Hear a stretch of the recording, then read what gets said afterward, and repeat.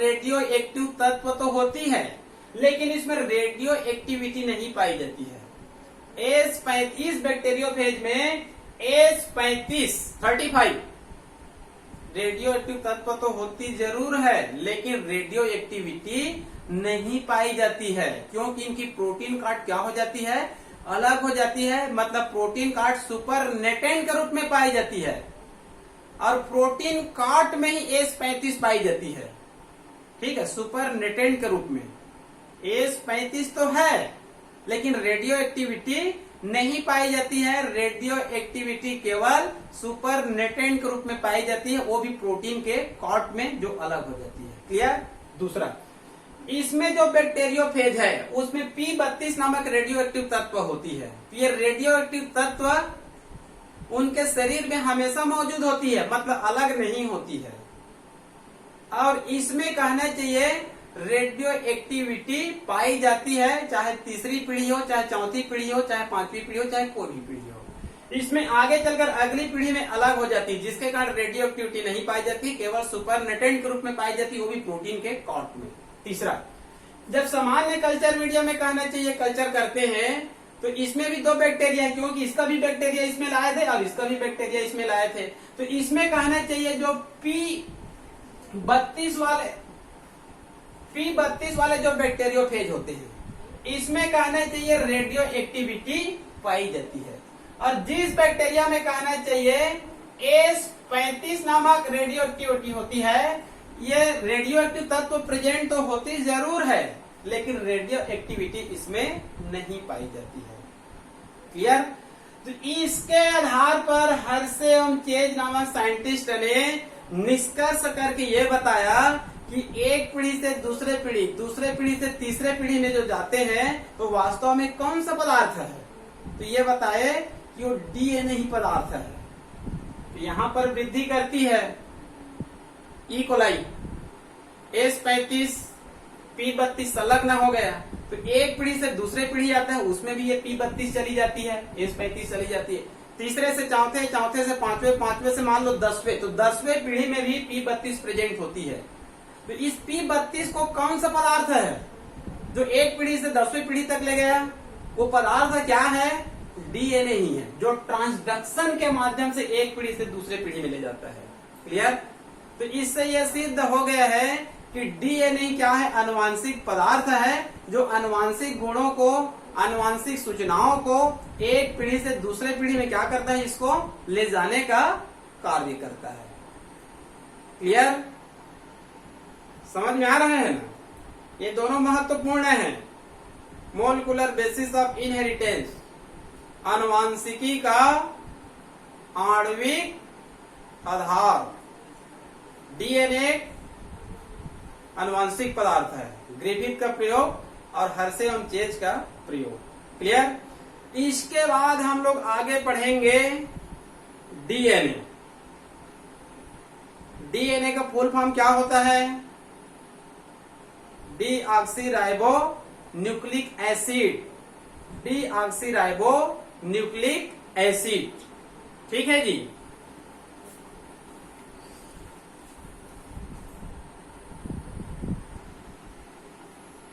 इसके बाद जैसे कि हम लोग क्या पढ़ेंगे, डीएनए। ठीक है। हर्शे एवं चेज का प्रयोग क्लियर हुआ कि नहीं हुआ। इसका एक चित्र है हर्शे एवं चेज का। देखिए ये किसका चित्र है जी, बैक्टीरियोफेज का। किसका चित्र है ये, बैक्टीरियोफेज मतलब वायरस। वायरस के बारे में आप लोग को जब डीएनए पढ़ाऊंगा तब थोड़ा सा बताऊंगा। वायरस में या तो डीएनए पाया जाएगा या फिर आरएनए पाया जाएगा, और वायरस को छोड़कर जितने भी जीव है उसमें दोनों पाए जाते हैं। तो ये बैक्टीरियोफेज का नामांकित चित्र है। इस भाग को हम लोग हेड बोलते हैं और नीचे वाले भाग को क्या बोलते हैं, टेल बोलते हैं। ये इसका प्रोटीन कार्ड है। अब ये क्या है, अंदर वाले भाग डीएनए है। तो कल्चर मीडिया में हम लोग लेते हैं, तो आप लोग को बताया था, ये कहना चाहिए बैक्टीरियोफेज है। ये क्या है, बैक्टीरियोफेज है। एक में क्या है, रेडियोएक्टिव तत्व P32 और एक में क्या है, S35। तो यहाँ पर आप लोग को बताया था मैं, एक में P32 और एक में S35। तो जिसमें कहना चाहिए P32 होती है रेडियो एक्टिव तत्व, वो एक पीढ़ी से दूसरे पीढ़ी, दूसरे पीढ़ी से तीसरे पीढ़ी, तीसरे पीढ़ी से चौथे पीढ़ी। तो इस P32 युक्त रेडियो एक्टिव तत्व में या P32 से युक्त बैक्टीरियोफेज में क्या होती है, रेडियो एक्टिविटी प्रेजेंट। अगली पीढ़ी में रेडियो एक्टिविटी प्रेजेंट, अगली पीढ़ी में रेडियो एक्टिविटी प्रेजेंट, अगली पीढ़ी में रेडियो एक्टिविटी प्रेजेंट। मतलब जिसमें P32 नामक रेडियो एक्टिव तत्व होता है, उनके कहने के आगे चलकर कोई भी पीढ़ी में देखेंगे तो रेडियो एक्टिव गुण क्या होती है, प्रेजेंट होती है। ये रेडियो एक्टिव गुण को एक पीढ़ी से दूसरे पीढ़ी में कौन ले जाता है, डीएनए। किसके माध्यम से, ट्रांसडक्शन। और इसमें बताया था, मान लो ये भी बैक्टीरियोफेज का एक चित्र है, इसमें क्या होती है, सल्फर 35। ये आगे चलकर अगली पीढ़ी में तो प्रेजेंट तो होता जरूर है, लेकिन केवल किसमें प्रेजेंट होता है, प्रोटीन कॉट में, प्रोटीन के कवच में, जो तेज गति से हिलाने पर क्या हो जाती है, अलग हो जाती है। तो यहाँ पर देखिए, पहले रेडियो एक्टिविटी प्रेजेंट, यहाँ पर भी रेडियो एक्टिविटी प्रेजेंट, यहाँ पर रेडियो एक्टिविटी क्या हो गया, लो हो गया, मतलब कम हो गया। और यहाँ पर है radio activity of protein card, केवल प्रोटीन कार्ड में रेडियो एक्टिविटी पाई जाती है। वो भी किस रूप में पाई जाती है, सुपरनेटेंट के रूप में पाई जाती है। ठीक है जी, तो ये हो गया आप लोगों का हर्षे एवं चेज का प्रयोग। क्लियर। इसके बाद हम लोग अध्ययन करेंगे डीएनए।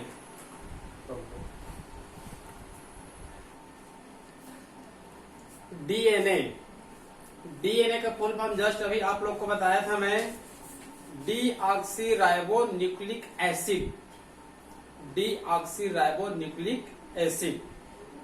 ठीक है, डीएनए एक आनुवंशिक पदार्थ है। ये डीएनए कहने की मुख्य रूप से कहाँ पाई जाती है, किसी को पता है? आगे चलकर आरएनए भी पढ़ेंगे। डीएनए कोशिका के अंदर, केंद्रक के अंदर क्रोमोसोम्स में पाई जाती है। जस्ट अभी आप लोग को बताया था, जब मैं मेल और फीमेल का बताया था, नर युग्मक और मादा युग्मक, उसके अंदर में क्या है, न्यूक्लियस। न्यूक्लियस के अंदर में क्या है, क्रोमोसोम। तो ये डीएनए मुख्य रूप से किसमें पाई जाती है, क्रोमोसोम में पाई जाती है, गुणसूत्र में पाई जाती है। इसके अतिरिक्त कोशिका के माइटोकॉन्ड्रिया और क्लोरोप्लास्ट में भी पाई जाती है। इसको याद रख लेंगे। डीएनए मुख्य रूप से पाई जाती है केंद्रक के अंदर गुणसूत्र में, और दूसरा याद रख लेंगे माइटोकॉन्ड्रिया और क्लोरोप्लास्ट में पाई जाती है। इसके बाद जैसे हम लोग पढ़ेंगे आरएनए। आरएनए कहाँ कहाँ पाई जाती है, तो आरएनए को याद रख लेंगे। आरएनए मुख्य रूप से पाई जाती है कोशिका द्रव्य में, और कोशिका द्रव्य में पाए जाने वाली सेल ऑर्गन, सेल ऑर्गन याद रख लेंगे, राइबोसोम या पॉलीराइबोसोम। दूसरा याद कर लेंगे माइटोकॉन्ड्रिया, तीसरा याद रख लेंगे क्लोरोप्लास्ट। मतलब माइटोकॉन्ड्रिया क्लोरोप्लास्ट में दोनों पाए जाते हैं, डीएनए और आरएनए। लेकिन डीएनए मुख्य रूप से पाई जाती है गुणसूत्र में, और कुछ मात्रा में पाई जाती है माइटोकॉन्ड्रिया क्लोरोप्लास्ट, और आरएनए पाई जाती है मुख्य रूप से कोशिका द्रव्य और पॉलीराइबोसोम में। कुछ मात्रा में पाई जाती है माइटोकॉन्ड्रिया और क्लोरोप्लास्ट में। क्लियर। डीएनए का केमिकल कंपोजिशन, डीएनए का केमिकल कंपोजिशन देखते हैं, रासायनिक संगठन। डीएनए तो क्या समझ गए, फुल फॉर्म भी समझ गए। एक आनुवंशिक पदार्थ है जो आनुवंशिक गुणों को एक पीढ़ी से दूसरे पीढ़ी में ले जाता है, आनुवंशिक गुणों को हमारे शरीर में कंट्रोल करता है। ये सब हमको याद हो गया। कहाँ पाई जाती है ये भी याद हो गया। अब देखेंगे इसका रासायनिक संगठन, केमिकल कंपोजिशन। केमिकल कंपोजिशन आपकी पुस्तक में टेबल के रूप में दी गई है। ठीक है, तो मैं भी कहने की एक टेबल के रूप में बनाया हूँ। ये शॉर्टकट तरीका है। ठीक है, तो इसको देख सकते हैं या पुस्तक को भी देख सकते हैं, दोनों का अर्थ एक ही है। आप इसको पहले समझ लीजिए, फिर इसको आप अपने अनुसार अपने तरीका से भी लिख सकते हैं। लेकिन पहले याद रखेंगे डीएनए 3 पदार्थों से मिलकर बनी होती है। लेविन नामक साइंटिस्ट ने बताया कि डीएनए कहना चाहिए 3 पदार्थों से मिलकर बनी होती है। एल्टमान ने कहा अम्लीय गुण है, जिसके कारण इसको न्यूक्लिक एसिड कहेंगे। और न्यूक्लिक एसिड का खोज किसने किया था? फ्रेडरिक मिश्चर नामक साइंटिस्ट ने। ठीक है, तो डीएनए कहना चाहिए 3 पदार्थों से मिलकर बनी होती है। पहला याद रख लीजिए आप लोग, नाइट्रोजन बेस, शॉर्टकट लिख रहा हूं, नाइट्रोजन बेस। ये नाइट्रोजन बेस कहने चाहिए 2 प्रकार का होता है, एक होता है प्यूरिन और एक होता है पिरिमिडिन। एक होता है प्यूरिन और एक होता है पिरिमिडिन। दूसरा है डीऑक्सीराइबोस शर्करा, डीऑक्सीराइबोस शुगर। और तीसरा है फास्फोरिक एसिड, तीसरा है फास्फोरिक एसिड। डीएनए 3 पदार्थों से मिलकर बनी होती है, नाइट्रोजन बेस, डीऑक्सीराइबोस शर्करा। ये जो डीऑक्सीराइबोस शर्करा होता है, एक वास्तव में पेंटोस शर्करा है, इसको भी याद रखेंगे, इसको भी नीट में पूछा गया था। ये पेंटोस शर्करा है। उसके बाद है फास्फोरिक एसिड, फास्फोरिक अम्ल। नाइट्रोजन बेस 2 प्रकार का होता है, एक होता है प्यूरिन और एक होता है पिरिमिडिन। ये आगे चलकर 2 प्रकार का होता है, इसको भी याद रख लेंगे। पहला होता है एडेनाइन, दूसरा होता है गवानाइन, तीसरा होता है साइटोसिन और चौथा होता है थाइमिडिन या thymine. Adenine, guanine, cytosine, thymine. ठीक है, इसको हमेशा के लिए याद रख लीजिए, क्योंकि इस चैप्टर में हम लोग कई बार डीएनए अध्ययन करेंगे, कई बार आरएनए का अध्ययन करेंगे, और ये अनुवांशिकी का सबसे महत्वपूर्ण पदार्थ है। तो पहला है नाइट्रोजन बेस, प्यूरिन और पिरिमिडिन। प्यूरिन और पिरिमिडिन ये भी 2 प्रकार का, ये भी 2 प्रकार का, एडेनाइन, गवानाइन, साइटोसिन, थाइमिन। इसमें और याद रख लेंगे विशेष रूप से, ये रासायनिक पदार्थ है। इन सब का कहना चाहिए एक बड़ा सा अणुसूत्र होता है, संरचना सूत्र होता है, पुस्तक में उसको देख लेंगे। ठीक है, तो एक बार कहना चाहिए, नीट में पूछा गया था, ये इसमें से कहना चाहिए 2-3 को ऑप्शन में दे दिया था, और ये उसमें क्वेश्चन में था, इनमें से कौन सा रासायनिक पदार्थ डबल रिंग वाली होती है? क्या होती है? डबल रिंग वाली। ठीक है, डबल रिंग इसको कहते हैं। मान लो ऐसे है, तब इसको सिंगल रिंग बोलेंगे। और मान लो कहना चाहिए ऐसे चित्र बनता है, तब इसको हम लोग क्या बोलेंगे? Double ring. ये एक रिंग, ये एक रिंग। तो याद रखेंगे एडेनाइन और गवानाइन, एडेनाइन और गवानाइन दोनों में क्या होती है? डबल रिंग वाले होते हैं। और ये दोनों क्या होते हैं? सिंगल रिंग वाले होते हैं। क्लियर? इसको मैं कहना चाहिए सुविधा की दृष्टि से भी मैं यहाँ पर लिख दिया हूँ, एडेनाइन गवानाइन को DR लिखा हूँ डबल रिंग वाले, और ये भी डबल रिंग वाले, और ये दोनों क्या होती है? सिंगल रिंग वाले। क्लियर? दूसरा पदार्थ होता है डीऑक्सीराइबोस शर्करा, और तीसरा पदार्थ होता है फास्फोरिक एसिड। जब आगे चलकर आरएनए का अध्ययन करेंगे तो आरएनए और डीएनए के रासायनिक संगठन में ज्यादा अंतर नहीं पाया जाता है। रासायनिक संगठन में अंतर केवल 2 पाया जाएगा मुख्य रूप से, उसको यहीं पर बता देता हूँ। इसमें होता है डीऑक्सीराइबोस शर्करा, इसमें होता है डीऑक्सीराइबोस शर्करा। आरएनए के जब रासायनिक संगठन पढ़ेंगे तो वहां पर याद रखेंगे आप लोग, उसमें पाई जाती है केवल राइबोस शर्करा। उसमें क्या पाई जाती है? राइबोस शर्करा, उसमें भी पेंटोस होती है। और इसमें कहना चाहिए जो थाइमिन है, adenine, guanine, cytosine, thymine. RNA पढ़ेंगे तो याद रख लेंगे, थाइमिन के जगह में क्या पाई जाती है? यूरासिल। थाइमिन के जगह में क्या पाई जाती है? यूरा या यूरेसिल। और फास्फोरिक एसिड, ये तो वही रहेगा। केवल अंतर थाइमिन के जगह में यूरेसिल, और इसमें डीऑक्सीराइबोस शर्करा के जगह में राइबोस शर्करा। मतलब रासायनिक संगठन में ज्यादा अंतर नहीं पाएंगे। लेकिन डीएनए क्या है? आनुवांशिक पदार्थ है। आरएनए आनुवांशिक पदार्थ नहीं है, केवल एक प्लांट वायरस, आगे चलकर बताऊंगा, केवल कुछ प्लांट वायरस में जिसमें डीएनए नहीं पाई जाती है। आपको जस्ट अभी बताया था, वायरस में या तो डीएनए पाई जाती है या फिर आरएनए पाई जाती है। तो कुछ प्लांट वायरस होती है, पौधे में पाए जाने वाली वायरस होती है जिसमें आरएनए ही पाई जाती है, डीएनए नहीं पाई जाती है, जिसके कारण आरएनए वहां पर क्या हो जाएगा, आनुवांशिक पदार्थ हो जाएगा। लेकिन कहना चाहिए केवल प्लांट वायरस को छोड़कर, मतलब 2-4 वायरस को छोड़कर प्रकृति की सभी जीवों में डीएनए क्या है, आनुवांशिक पदार्थ है। क्लियर?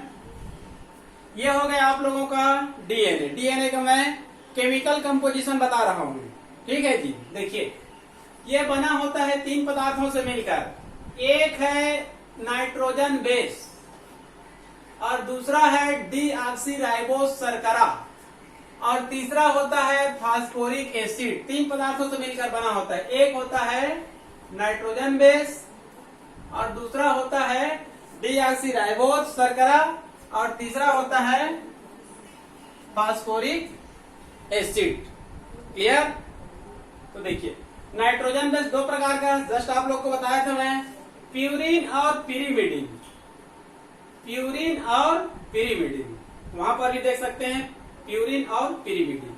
ये भी कहना चाहिए 2 प्रकार का होता है, adenine guanine, cytosine thymine. Adenine guanine double ring वाले हैं दोनों, और ये है साइटोसिन थायमिन। मतलब नाइट्रोजन बेस 4 प्रकार के लिख सकते हैं, एडेनाइन गवानाइन साइटोसिन थायमिन। ठीक है जी।